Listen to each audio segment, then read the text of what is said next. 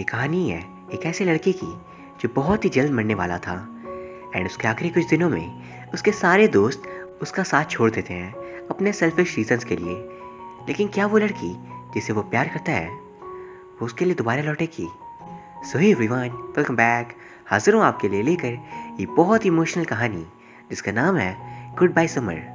Film की शुरुआत में हम ह्यूंजाई नाम के स्टूडेंट को देखते हैं जो हाई स्कूल में था और फिलहाल वो स्कूल कैंपस में अपनी फ्रेंड सुमिन की वीडियो शूट कर रहा था क्योंकि उसे इस वीडियो को कहीं पे सबमिट करना था। एंड यहाँ दरअसल सुमिन को अपने बारे में इंग्लिश में बताना था, जिस पर ह्यूंजाई कहता है वीडियो तो अब्रॉड जाने नहीं वाला, तब इंग्लिश में क्यों? पर सुमिन कह रही थी उन्होंने यही बोला है। एंड वहाँ सुमिन को बार बार लाइन्स को रिकॉर्ड करने में दिक्कत आ रही थी, लेकिन फिर भी वो किसी तरह रिकॉर्डिंग कर लेते हैं। एंड फिर कुछ देर बाद शाम हो जाती है और स्कूल में एक्स्ट्रा क्लास चल रही थी, पर अभी एक ब्रेक मिला था एंड इसलिए वो लोग आराम कर रहे थे। पर अकेला ह्यूंजाई ब्रेक के वक्त भी पढ़ रहा था और ये देख उसका बेस्ट फ्रेंड जीहुन उसे परेशान करता है। और फिर क्लास के बाद वो दोनों पास के एक रेस्टोरेंट में जाते हैं जहाँ जीहुन उसे पूछा था तुम इतनी पढ़ाई क्यों करते हो? वो कहता है अच्छे मार्क्स के लिए। लेकिन वहाँ पर जीहुन बहुत ही नाराज़ था क्योंकि ह्यूंजाई ने उसे एक बहुत ही इंपॉर्टेंट बात छिपाई थी कि उसे एक टर्मिनल इलनेस है, यानी वो जल्दी मरने वाला था। इसलिए ह्यूंजाई जीहुन से माफ़ी मांगता है कि उसने इस बात को इसलिए छिपाया वरना उसे टेंशन हो जाती। लेकिन इस वजह से जीहुन उसे दोस्ती तोड़ देता है क्योंकि ह्यूंजाई ने जीहुन को भी बाकी बच्चों के जैसा सोचा, जबकि वो उसका बेस्ट फ्रेंड था। लेकिन ह्यूंजाई उसे बार बार माफ़ी मांगता है कि वो ऐसा ना करे, वो भी इतनी छोटी बात के लिए तो बिल्कुल नहीं। पर जीहुन उसकी बात नहीं सुनता क्योंकि ये बात उसके दिल पे लगी थी, क्योंकि उसके बेस्ट फ्रेंड ने उसे ये बात छुपाई और वो ह्यूंजाई के आखिरी वक्त में ही उसे छोड़कर चला जाता है। एंड वहाँ पर रेस्टोरेंट के बाहर ह्यूंजाई को एक होमलेस मैन दिखाई देते हैं जिनका घर उनकी बुलेट थी। पर फिर कुछ दिनों बाद ह्यूंजाई हॉस्पिटल में एडमिट हो गया था। दरअसल वो पहले भी यहीं पर एडमिट था, लेकिन उसे कुछ दिनों की छुट्टी मिली थी बाहर लोगों से मिलने की, ताकि अपने आखिरी वक्त को वो थोड़ा एंजॉय कर सके। वो एक और पेशेंट जो उसकी उम्र का था उसके साथ वहाँ उससे बात करता है एंड वह दोनों ही बहुत उदास थे क्योंकि इतनी कम उम्र में वो दोनों मरना नहीं चाहते। फिर वहाँ वो बंदा पूछता है बाहर जाना कैसा होता है? ह्यूंजाई कह रहा था अमेजिंग, जिस पे वो पूछता है क्यों, बाहर ऐसा क्या है? दरअसल कैंसर होने की वजह से उसे कभी बाहर जाने नहीं मिला। इस बात पे ह्यूंजाई उसे बता रहा था कि उसे सुमिन नाम की लड़की बहुत पसंद है और वो उसे बाहर मिलता है। लेकिन जब एक दिन ह्यूंजाई ने उसे प्रपोज किया तो उसने उसे रिजेक्ट कर दिया। साथ ही साथ उसके बेस्ट फ्रेंड ने भी उससे दोस्ती तोड़ दी क्योंकि उसने अपनी बीमार होने वाली बात उसे नहीं बताई। जिस पे उसका दोस्त कहता है सुमिन से जाकर अपनी बीमारी के बारे में बता दो, शायद इसे कुछ दिन के लिए सही उसे दया आ जाए, शायद वो वही गर्लफ्रेंड बन जाए। लेकिन ह्यूंजाई कहता है नहीं, मैं अपनी बीमारी का इस्तेमाल नहीं करने वाला, वो भी गर्लफ्रेंड बनाने के लिए तो बिल्कुल भी नहीं। पर फिर वो पूछता है अगर सपोज बता दिया होता तब क्या होता? क्या उसके बाद वो मुझे रिजेक्ट नहीं करती? उसका दोस्त कहता है हाँ कर भी सकती थी, शायद उसे तुम पसंद ही नहीं हो, भूल जाए सब। वहीं दूसरी तरफ सुमिन और जीहुन क्लास में अकेले बैठे थे जहाँ हमें पता चलता है कि सुमिन ने ह्यूंजाई को इसलिए रिजेक्ट किया क्योंकि वो मरने वाला है एंड उसे इस बारे में जीहुन ने बताया था और वो दोनों तब से उसे इग्नोर करे थे। लेकिन वहाँ पर सुमिन सोच रही थी क्या ये सब कुछ सही है? पर इन सभी सवालों का उसके पास कोई भी जवाब नहीं होता। और वह वो दोनों ये भी सोच रहे थे कि जब वो मरने वाला है और उसे टच भी नहीं देना तभी वो इतनी पढ़ाई क्यों करा था, लेकिन इसका भी उनके पास कोई जवाब नहीं होता। फिर वहाँ से वो दोनों मैकडॉनल्ड्स चले जाते हैं बर्गर्स खाने के लिए। फिर अगले सीन में हमें ह्यूंजाई को दिखाया जाता है जो स्कूल आया था बुक्स को लौटाने और कुछ सामान वापस ले जाने। एंड वो ग्राउंड में उसकी मुलाकात ह्यून नाम की लड़की से होती है जो उसकी स्कूल फ्रेंड थी। एंड वहाँ वो ह्यूंजाई से उसके बेस्ट फ्रेंड जीहुन का नंबर मांग रही थी क्योंकि वो उसे बहुत पसंद करती है। एंड ह्यूंजाई कहता है घर जाकर मैं भेज दूंगा। फिर कुछ देर बाद रात को हॉस्पिटल में वो शिवर कर रहा था और उसकी तबीयत बहुत ख़राब हो जाती है। ये देख उसका हॉस्पिटल वाला दोस्त पूछता है क्या मैं डॉक्टर को बुलाऊं, लेकिन वो मना कर रहा था। रात भर वैसे शिवर कर रहा था और मन ही मन उसे अपने दोस्तों की याद आ रही थी जिनसे वो बिछड़ गया। और फिर हम एक बच्चे को दिखते हैं जो स्कूल का ट्रिप ले रहा था एंड इसका नाम था ह्यूंजाई। और वे सुमिन भी स्कूल कैंपस में बैठी हुई थी एंड तभी वो उसके पास आता है। वो बड़ा ही कूल बंदा था और उसे कुकीज़ खाता हुआ देख वो उसे घूरने लगता है, इसलिए सुमिन उसे अपनी कुकीज़ देती है। एंड फिर ह्यूंजाई को यहाँ पे एडमिशन लेना था तो वो उसे इंस्टीट्यूट की एक ब्रांच में लेकर आती है जहाँ पर एक एग्जाम देना होगा सेक्शन डिसाइड करने के लिए।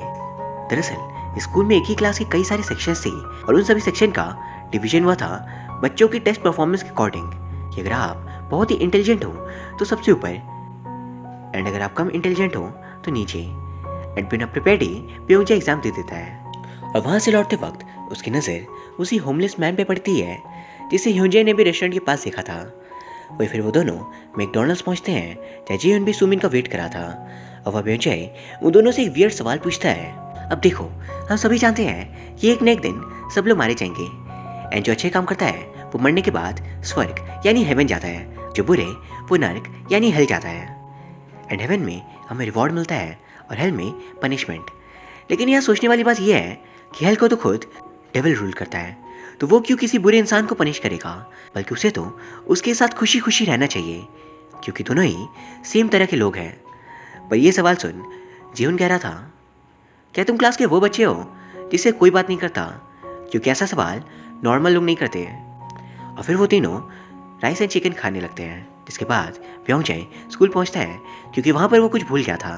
एंड तभी उसकी मुलाकात ह्यूंजे से होती है, जो वहाँ पर बाकी बच्चे बुक्स रिटर्न करने आया था, लेकिन वो अपने बैग का पासवर्ड भूल गया होता है। एंड इसे खोलने में उसकी मदद ब्योंग करता है।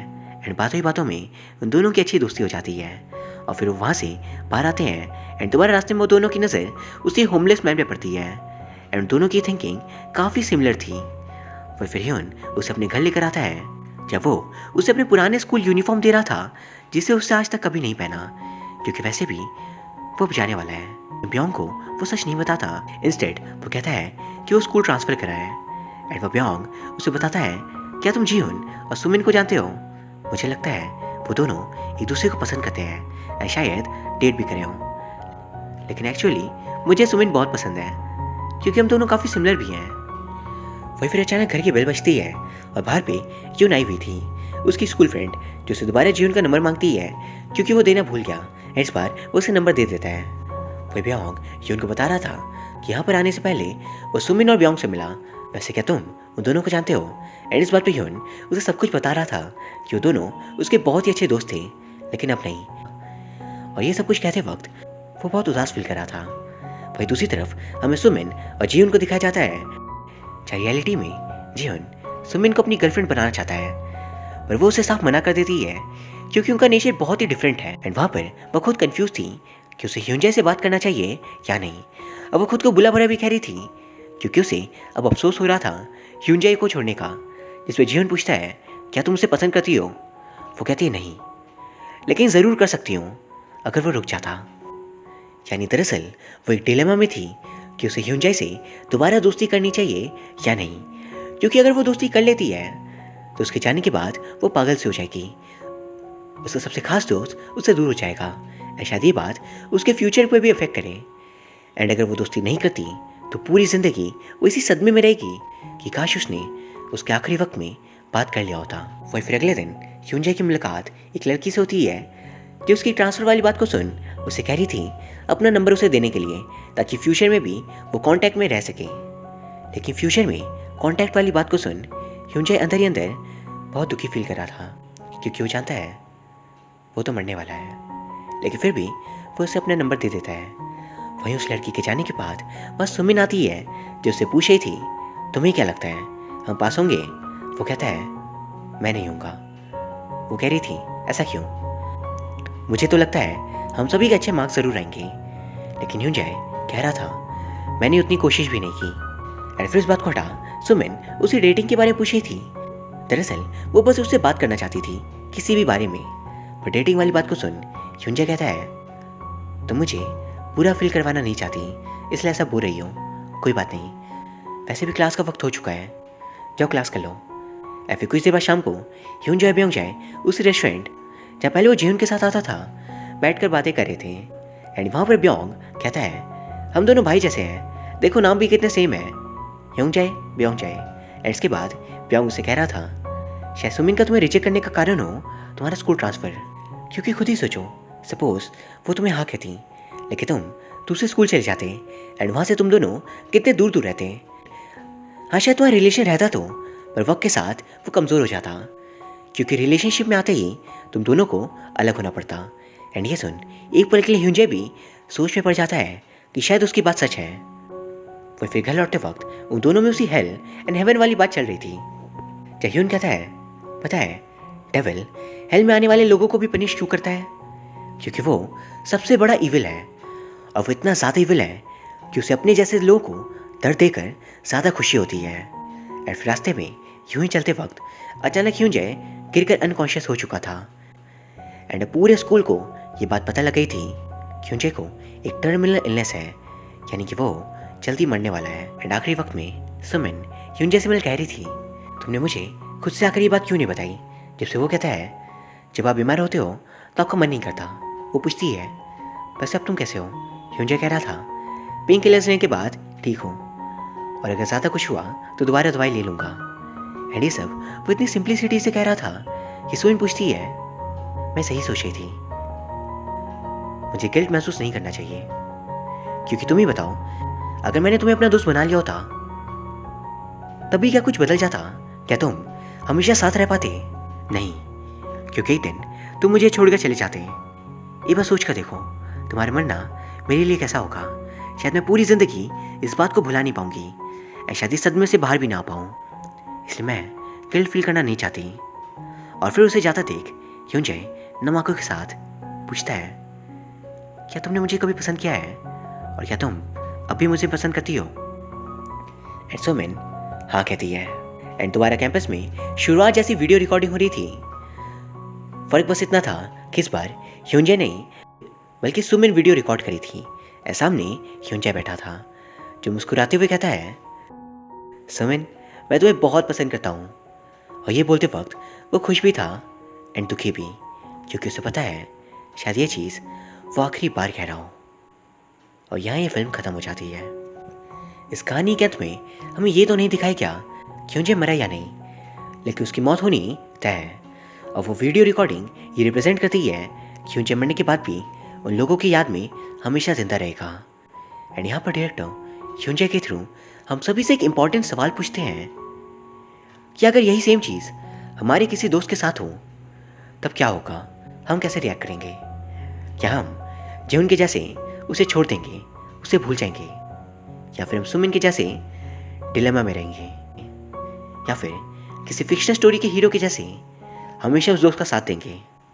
अब यहाँ पर डायरेक्टर के अकॉर्डिंग तो मैक्सिमम लोग सिचुएशन से भागना पसंद करते हैं, क्योंकि जैसा कि सुमिन ने कहा था, तुम्हारे जान के बाद मेरा क्या होगा और मैं कैसा फील करूँगी सालों तक।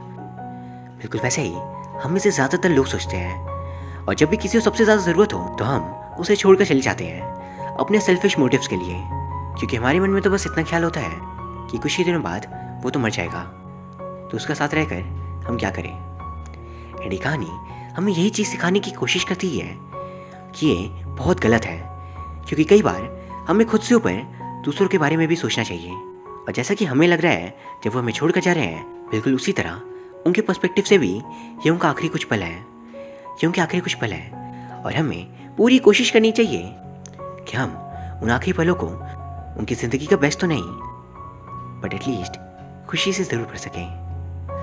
सो गाइस, उम्मीद करता हूँ आपको ये वीडियो पसंद आई होगी। अगर हाँ तो प्लीज़ इसे लाइक एंड कमेंट ज़रूर कर देना, साथ ही प्लीज़ चैनल को सब्सक्राइब कर लेना। Thank you very much for watching, see you soon.